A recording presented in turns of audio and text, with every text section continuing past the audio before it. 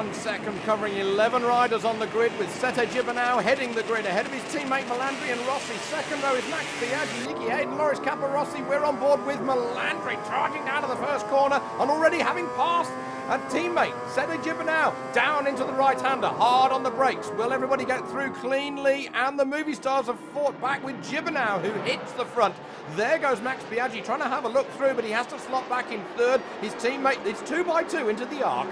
Clever stuff from Gibernou. He was where he wanted to be in the left-hander, turn 2. He leads, Melandri pushes through. Rossy third, and then the Repsols side by side. Alex Barros chasing hard. He's always gone well here at Barcelona. He only lives down the road, but it's Sete Gibernou that leads.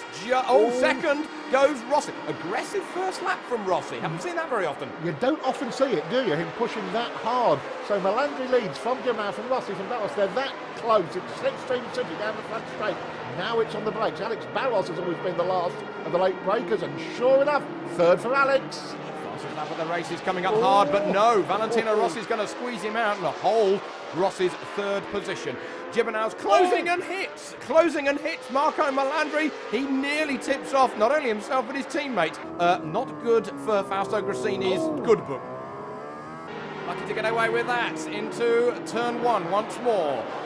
Still the Honda leading, and Barros going wide and almost taking out the bike he rode last year, ridden by Max Biaggi. Gibernou, fastest lap of the Grand Prix so far. Valentino Rossi now sides to the front. Melandri, is he going to go? No, he holds on to second and holds up his teammate a bit in the chicane. That wonderful move by Gibernou. Slips through, beautiful opportunistic move. And Gibernou now closing up on Rossi as the fight for third place is getting brutal. Alex Barros beats up Melandri, Hayden, Tamada and Max Biaggi. Tamada is there, isn't he? And he's going like the wind, returning on that bike after the Portuguese crash. Gibernou takes the lead ahead of Valentino Rossi now. Now he's got to make it stick. Just a bit in that fight for third place is still fantastic. Oh, that's Tamada. Tamada down again. I hope that wrist is okay. I really hope he hasn't re-injured that. Oh, no, the gravel throwing says he's okay. Yes, indeed. Gibernou leads this one, but Marco Melandri having trouble with Alex Barros. Those two must be holding each other up, chopping and changing, yellow and blue, blue and yellow, every other corner. Don't know which way is quickest. And that's that Hayden. You're right, Toby, because Hayden's away from him in third as they change, again and again.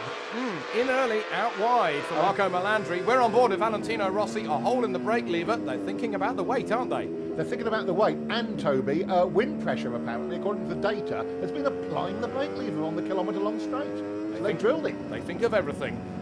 A brake lever just like a sieve. Now then, Sete Gibernou, having trouble when the thing's completely cranked over on the right-hand side. That's not a warning, that's a moment. 1, 2, go past the camera. 3 is Nicky Hayden with Melandri and Barros. Charging down to the final corner once more. Honda's battling out that third position. We're on board with Nicky Hayden, and it's going to be Melandri who... Oh, my goodness me. Nearly the nose chopped off Alex Barros' yellow Honda. Still, Gibernou leads from Rossi, first and second. The Italians stalking, and the crowd are unnaturally quiet, you know, Toby. When a Spaniard's leading here, it's normally bedlam. Well, it's a Catalan that's leading here, and it's the Barcelona boy who lives just down the road to Sete Gibernou, braking from 328. That's well over 200 miles an hour into turn 1. Still these trio battling. How's this going to work? You tell me, mate. Anything could happen here. All I know is the front two are escaping from them and nowhere near. Here we go. Rossi's still stalking. Is this the move? This looks like the manoeuvre. Hard on the brakes into turn 1 once more. He just looks a little bit more aggressive on the brakes, and he tucks back in, and Gibernou has no answer. Did Gibernou let him go? I wouldn't do that to Valentino Rossi. Let him go. Not with 3 laps to go, Toby. I can't believe it. Look at that. 3 laps to go. Fastest lap of the race to Valentino Rossi.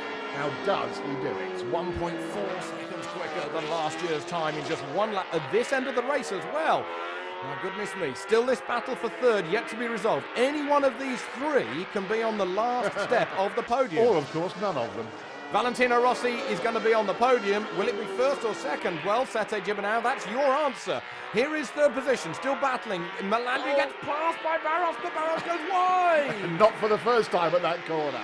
Through into the stadium area they go. Valentino Rossi is going to win the Grand Prix of Catalonia ahead of the hometown hero Sete Gibernou, who struggles sideways out of the final corner. Rossy from Gibernou, and third position is going to be, it's going to be Melandri who gets third ahead of Barros and Nicky Hayden. Wow, what a Grand Prix for Rossy, another dominant victory. By 1.0 seconds in the end, it was actually closer than that, you know.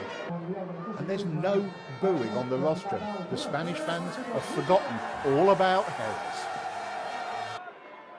And look at that, the lead is now over 2 races worth.